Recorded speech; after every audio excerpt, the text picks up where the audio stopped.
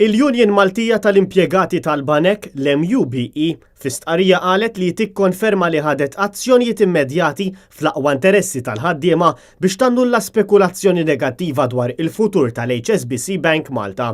Din l-istqarrija ħarġet wara li s-sit tal-aħbarijiet internazzjonali Bloomberg irrapporta li l-Bank HSBC qed jikkunsidra l-possibilità li jitlaq definittivament minn Malta frott deċiżjonijiet li qed jieħu l-kap eżekuttiv il-ġdid tal-bank John Flint. Il-Union qalet li jekk kif din mhijiex l-ewwel darba li ġrat, l-MUBE se tkompli tissorvelja l-iżviluppi kif dejjem għamlet tul is-snin.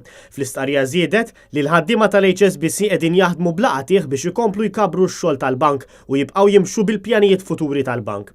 F'dan l-istadju, l-MUBE qalet li se titratta l-artiklu ta' Bloomberg bħala spekulazzjoni mhux sostnuta.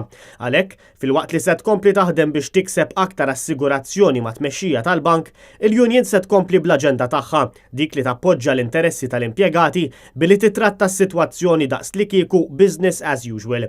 Intant HSBC Bank Malta ma jridx jikkummenta dwar l-istorja li ħarġet minn Bloomberg. Dan l-istazzjon bat serje ta' domandi lill-bank. Fost l-oħrajn staqsejna jekk ir-rapport ta' Bloomberg hux fatwali, jekk il-bank hux konxju tal-pjan tas-CEO u kif se jindirizzaw it-tħassib tal-klijenti tal-bank HSBC. Kelliema l-HSBC qalilna illi l-bank innota li numru ta' midja lokali rrappurtaw dwar artiklu ppubblikat minn Aġenzija tal-Aħbarijiet Internazzjonali aktar kmieni il-bieraħ. Għal darb'oħra, il-bank jasserixxi li ma jikkummentax dwar xnijat jew spekulazzjoni.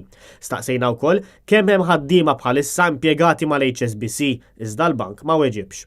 Sa dan it-tant brabta ma' dan fi tweet, il-kap tal-Partit Nazzjonalista Adrian Delija qal li l-Partit Nazzjonalista se jkun fuq ta' quddiem net biex ikun assigurat li Malta tibqa' tkun ġurisdizzjoni minn ta' quddiem f'dak li għandu x'jaqsam mas-settur tas-servizzi finanzjarji.